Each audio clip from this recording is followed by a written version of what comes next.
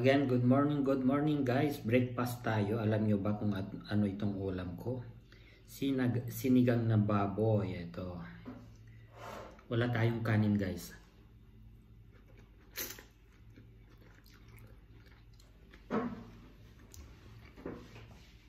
At alam nyo kung anong gulay ito guys is kangkong. Available na ang kangkong ngayon dito. Pero ang mahal guys.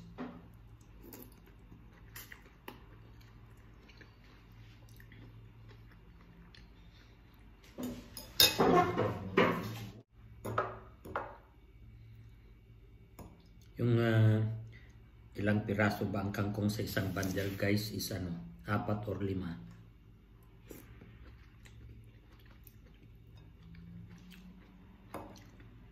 150 ang isang bundle guys. Kumuha ako ng ng 5 yata.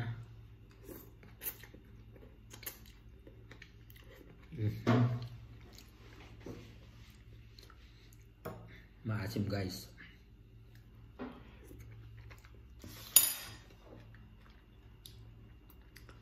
Ganito guys ang mga Koreano.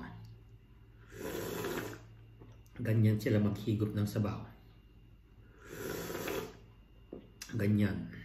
Pansinin nyo guys kung kayo ay kumakain sa restaurant dyan sa Manila, kung paano sila uminom ng sabaw.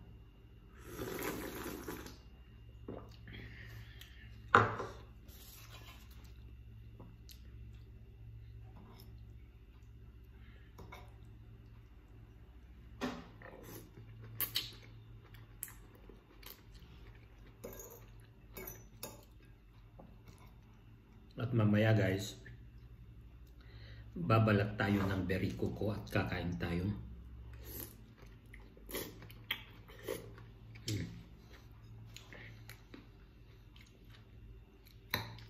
Pero dito guys, hindi katulad sa Pilipinas yung pangsinigang ay yung may balat. Dito wala kang mabibiling karne ng baboy na may balat.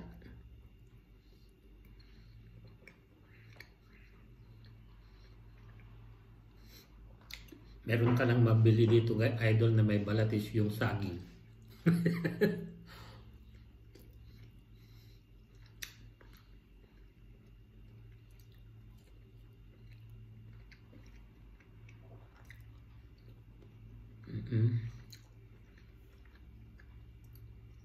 Nasobrahan ko ng asim guys, pero okay lang.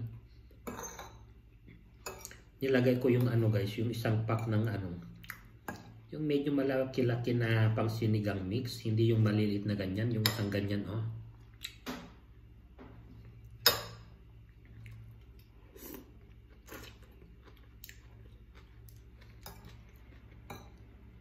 Tapos yung sampalok ang nakuha ko.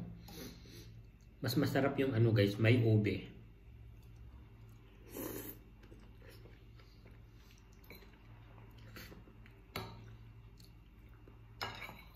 Ayan.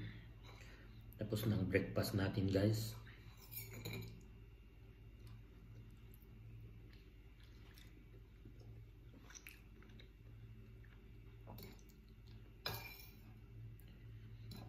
Shout out sa mga tulad nito.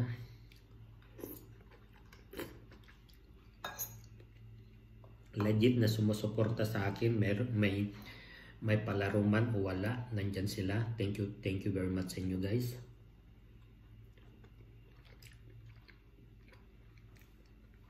Alam na ninyo kung sino kayo.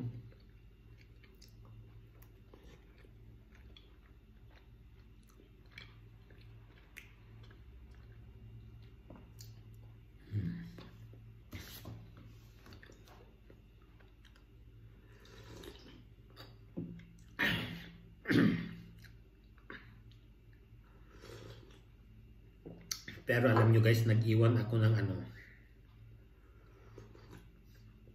tangkay ng kangkong para itanim ko sa beranda. Guys, tapos na tayo. So ito yung sinasabi ko sa inyo guys na tangkay ng kangkong. So itatanim ko sa beranda ko pag nagkaroon na ng dahon at ugat, dahil pag dalhin mo na sa labas kaagad dito guys, itanim mo, hindi madidiligan kaagad, mamamatay siya. So dito muna ng ilang araw hanggang magkakaugat. Tinignan ko kanina kung may ugat na, wala pa. So dyan muna hanggang siguro next week may ugat na ito at saka may dahon na, di ba? Ready to plant after 15 days meron na akong matatalbusan, guys. Mag-ano tayo? Babalatan natin ang berry coco, isang prutas ito, guys, na wala sa Pilipinas. Ayan, ganyan ang magbalat ng berry coco. Hindi ko lang alam, guys, kung ano ang English nito. Ayan, matamis siya, guys. Yan,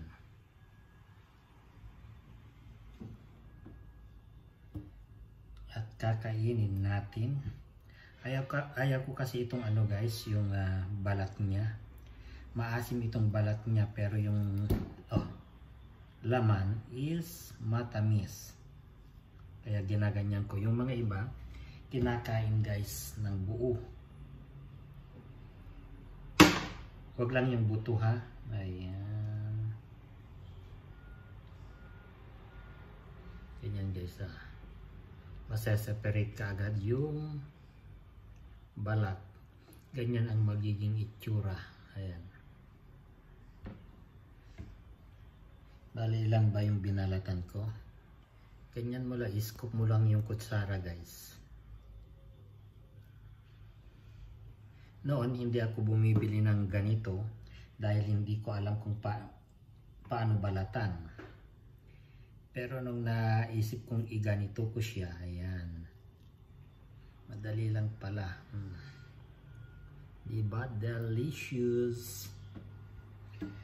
Titignan ko, guys, mamaya kung ano yung English nito, berry coco. Or magtanong ako mamaya. Baka plum. Hindi, iba yung plums, guys.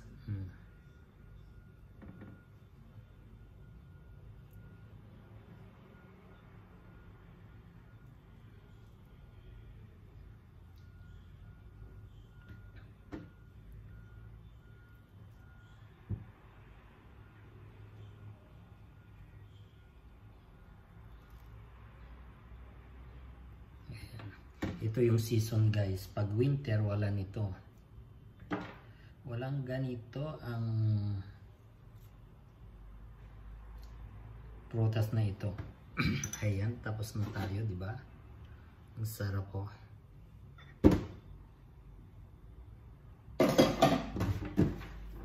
Basura natin. Ayan, natin itapon. Siyempre,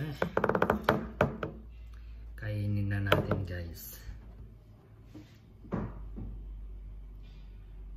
Mahal ito, guys, ay yung isang box is 5 euro.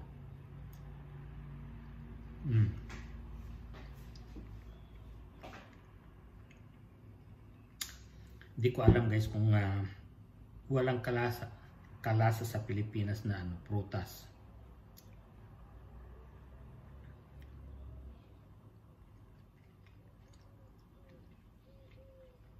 Diba? Sarap. Sarap ang lola, guys. Naglilihi na ang lola ninyo, guys, dahil nakadede nung Martes.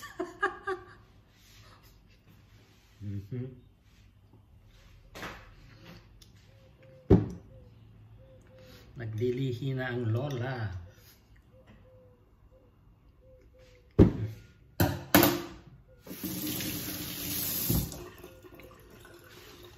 So ayan, guys, ang ating short video ngayon. Hanggang dito na lang tayo. Salamat. Bye-bye.